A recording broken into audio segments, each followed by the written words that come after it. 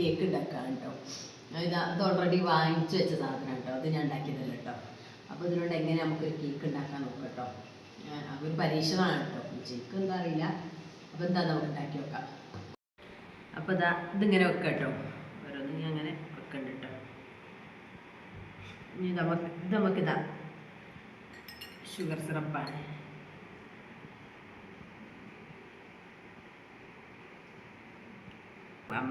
അപ്പോൾ ഒരു ലെയർ ഫുള്ളായിട്ടോ. ഇനി നമുക്കിതാ അടുത്ത ലെയർ വെച്ചെടുത്ത് നോക്കട്ടോ.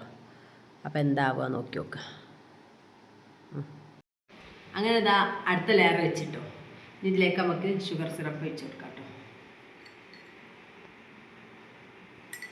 ഇത് അത്യാവശ്യം നല്ല വേണ്ടി വരും കേട്ടോ. കാരണം നമ്മളിത് ഇങ്ങനെ വാങ്ങിച്ചതാവുമ്പോഴേ നല്ല അത്യാവശ്യം ഉറപ്പുണ്ടാവും. അധികം ഉറപ്പില്ല, എന്നാലും നമ്മൾ വീട്ടിലുണ്ടാക്കുന്നത് പോലെ ആവില്ലല്ലോ വാങ്ങിച്ചതാവുമ്പോൾ.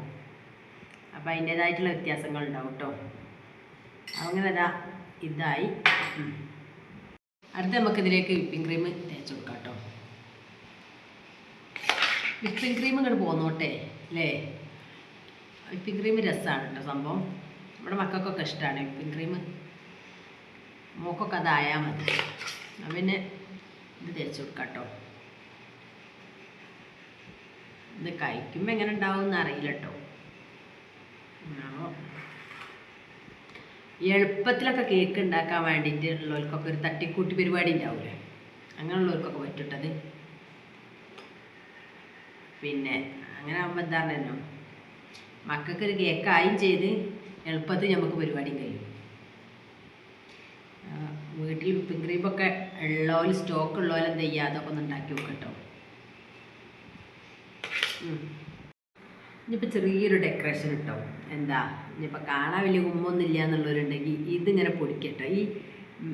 ഇത് കേക്ക് ഇങ്ങനെ പൊടിക്കുക എന്നുണ്ടാൽ ജസ്റ്റ് ഒന്ന് ഇതിലേക്ക് ഇങ്ങനെ വിതറിടുക കേട്ടോ. അധികമൊന്നും വേണ്ട കേട്ടോ, കുറച്ച് മതിട്ടോ.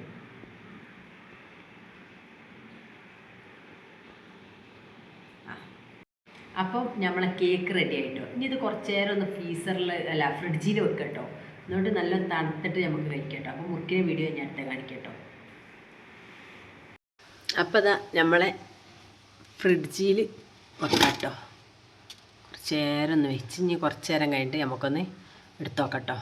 അങ്ങനെ കുറച്ച് നേരത്തിന് ശേഷം ഫ്രിഡ്ജിൽ നിന്ന് എടുത്തിട്ടോ കേക്ക്. അടിപൊളിയാണ് കേട്ടോ.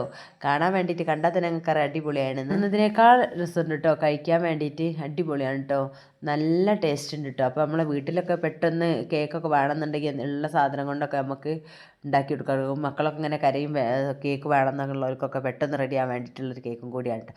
അപ്പോൾ നിങ്ങൾക്ക് ഈ വീഡിയോ ഇഷ്ടപ്പെട്ട ലൈക്ക് ചെയ്യാനും സബ്സ്ക്രൈബ് ചെയ്യാനും അതേപോലെ കമൻറ്റ് ചെയ്യാനും മറക്കരുത് കേട്ടോ.